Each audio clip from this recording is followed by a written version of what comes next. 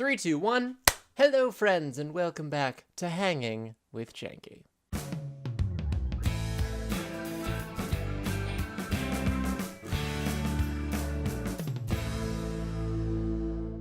Hello, friends. Welcome back to another week of Hanging with Janky. I know, that's basically what the intro is, and I did it again.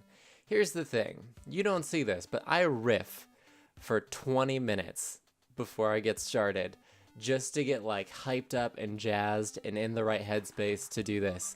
So for me saying that, me welcoming you the first time, that happened like 15 minutes ago, guys. I gotta jump back into it now. Speaking of jumping into things, let's jump into gaming news. So the first story I want to talk about today is this little thing called the Super NT. Now I hear what you're saying. You're saying, Janky, what the hell is a Super NT? That doesn't sound like a real console name. And I'd say, fair enough. There are a lot of consoles that people probably don't remember existed or, know about. There was the Odyssey, there was ColecoVision, there was the Neo Geo, there's whatever that one that premiered like 2 years ago and was incredibly expensive was. I can't even remember the name of it. The point is that consoles get made all the time outside of the three major ones we all know and love. But this one I want to talk about because I just don't understand why it exists. And I need to bring it up just to try to like talk through why it exists. I don't understand. So the Super NT is a console made by a company called Analog, who make simulation consoles. Not emulation, but simulation. Don't ask me what the difference is, but on their website they are very clear about the difference, and I do not understand it all. The point is that they've made a lot of different consoles that basically simulate other consoles, right? So their most popular set was the NT and the NT Mini, which were simulation consoles of the Nintendo Entertainment System, the NES. And now they are working on releasing a new one called the Super NT, which, as you may guess, simulates the SNES. And so while I was trolling the internet for gaming news, I came across this article, and basically, this wasn't what the article was talking about. What the article was talking about is the fact that the NT and the NT Mini were stupidly expensive. They were like $400 a piece, or $500 a piece. And they were talking about how the Super NT will only be $190. So people are like, they way dropped off their prices. But what people weren't talking about, and what I don't understand is, why would I buy a simulation of the Super Nintendo when I can, right now, buy a Super Nintendo Classic, the actual system from Nintendo themselves, for $80? I can buy a Super Nintendo right now for half the price of what they're selling a simulation console of the Super Nintendo for. Like, who's buying that? I have no conclusions to this story. I don't know how to conclude this story, because I'm just like, it's confusing to me that this exists when the Super Nintendo Classic already exists. So who makes consoles like this? Like, I don't know. This is something that needs to be part of a roundtable discussion, and like I've said before, I don't do those on here. So I'm just gonna need you guys to respond with your opinions, because I don't know what to make of this, but it seems incredibly silly to me, and I need to hear what other people think too. So in the comments below, let me know what you think about this, because I think that it's silly and ridiculous, but I need to hear other people's opinions. And that's all I gotta say on it. However, this does lead me into my next story for the day, which is Switch Update 4.0 and all the new changes that are coming with it. So of course the Switch has been out for the better part of a year now. Of course, people are absolutely loving it, with Breath of the Wild and Splatoon 2 and Mario Kart 8 Deluxe and ARMS, and now Super Mario Odyssey coming out and all these exciting things. And of course, Nintendo is always working to update the Switch, and so they are releasing the 4th version of the Switch software in order to introduce some new features. What are these new features, you ask? Well, let me tell you about them. There are 3 sweet new things that Nintendo is adding with this update. There is a video capture feature that is going to be coming to the Switch. There will be data file transfers coming to the Switch, so you can switch them between consoles. Haha, see what I did there with my words.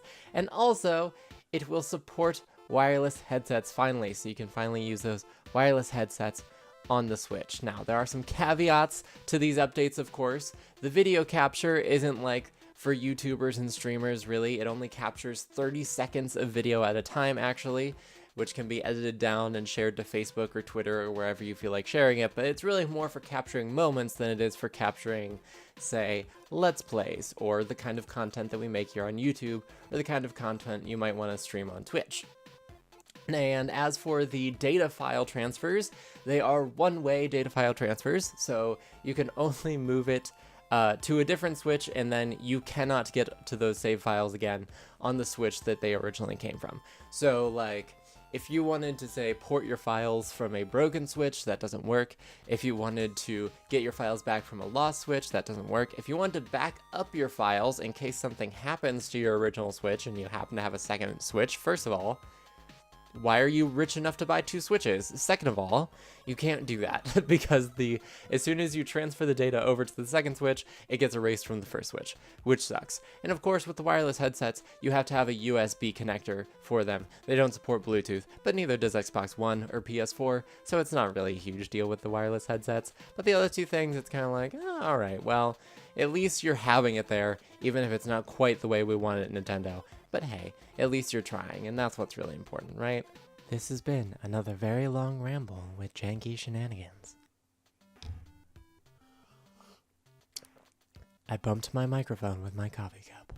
And hey, since we're talking about the Switch, that actually ties into the next story I have, which is Sony's new game publishing label, which will be making games for more than just Sony. So this story is super cool, right? So Sony has unveiled a new publishing title. It's called Unties. At least I assume it's pronounced Unties. Otherwise, it would be called Unties, which would be weird. Plus, their logo kind of looks like a piece of rope that's being untied, so I'm going to go with Untied. The point is, this new publishing label is going to publish games not only for PlayStation 4, but also for the Nintendo Switch and the PC, which is super cool. This is also a really cool story, and that it's kind of getting back to classic Sony, right? Because obviously Sony wasn't always about the PlayStation. In fact, very early on in the history of the modern gaming consoles, Nintendo and PlayStation, well, not PlayStation, Sony, actually worked together a lot. And they created something called the Nintendo PlayStation, which was basically a system, I think it was actually an add-on to the Super Nintendo system, where you could run CDs instead of cartridges in the system. And so they kind of worked together on that, but the project kind of fell apart, and Nintendo sort of like shopped around without telling Sony, and then they like pulled out of the deal, and they didn't tell Sony that they were going to do it, so Sony like announced the project, and Nintendo was like, never mind, and then Sony looked like an idiot, and then they turned around and made the PlayStation, which kind of blew Nintendo out of the water for a hot sec. So the point is, they're getting along again now, and they'll be working together, or at least Sony will be publishing some games for the Switch, which is super cool. They announced a couple titles that they're already working on. I don't have them listed here, but I just think that it's really cool that Sony is kind of branching out and publishing for other companies as well. So that's really awesome, and I just wanted to share that with you guys. As for the final story of the day, since we've been talking so much about classics with the SNES coming up and Nintendo and Sony's history, hey, let's talk about mini arcade cabinets and how there's a Kickstarter campaign to make them. Now, I love this story. Let me tell you why. Because I think that arcade games are really, really super cool. Now, I'm not someone who's spent like a lot of time playing arcade games, but having learned a lot about the history of video games, of course, because I just love knowing things, and there's always new things to learn about everything, right? But especially about video games and video game history and all this. And just like learning about arcade games and how classic arcade games had so much influence over the genres we see today in video games, and how even though like going back and playing them now, they may not seem like super enticing or engaging, there's just so much like history rooted in arcade games, and I absolutely love it. And of course, arcade cabinets are super collectible, right? There are lots of gamers everywhere who love collecting arcade cabinets, and that's super awesome, but you have to spend like hundreds of dollars to get arcade cabinets, which is why this Kickstarter is so awesome. So there's a company called New Wave Toys. They've started this Kickstarter for this project they call RepliCades. So RepliCades are miniature scaled arcade cabinets. They're about a foot tall, so I think that comes out to about a sixth, I think they said, a scale of an actual arcade cabinet. But they're actual playable versions of the arcade games. They tried to faithfully recreate the cabinet artwork. The marquee on the top of the cabinet lights up. There's a little LCD screen. They recreated the controls. They actually use the ROM boards that were actually made to create the arcade games in order to recreate the arcade games, which is super cool. And as of right now, they have a contract signed with Atari to license all of Atari's arcade games in order to recreate them. And according to their Kickstarter, they are also in talks with some other companies to try to license other classic arcade titles, which is super awesome. So the Kickstarter itself, right, is already funded. It's already overfunded, actually. They were only asking for $50,000, and it's already up to $80,000, and I think there's still quite a bit of time left on it because they really only opened it like the other day. And also, I should point out that these mini arcade cabinets aren't going to be like, you know, $20 or something like that. In fact, retail price for the first one, which is what they're working on right now, a mini version of the arcade game Centipede, is going to run about $160 at retail. Now, if you back it, you can get it a little cheaper. There are some early bird specials for $90, $110. I don't know if those tiers still exist, but definitely if you donate $130, you can get a mini arcade cabinet all to yourself.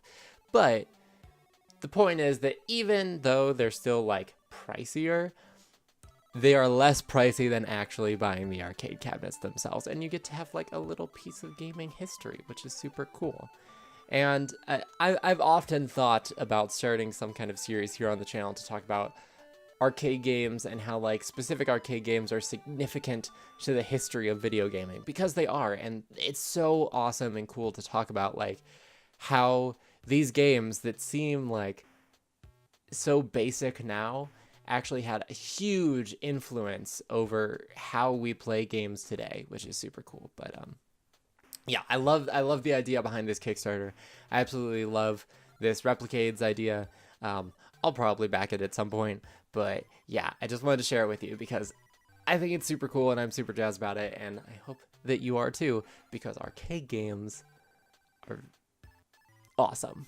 And that pretty much wraps up this week's episode of Hanging with Janky. So I hope you guys enjoyed. If you did, feel free to leave that like down below. Comments, positive or negative, feel free to leave those below as well. More than anything, I hope you have a lovely day, evening, or whenever you happen to be watching. Thank you so much for watching, and until the next time, this is Janky Shenanigans, signing out.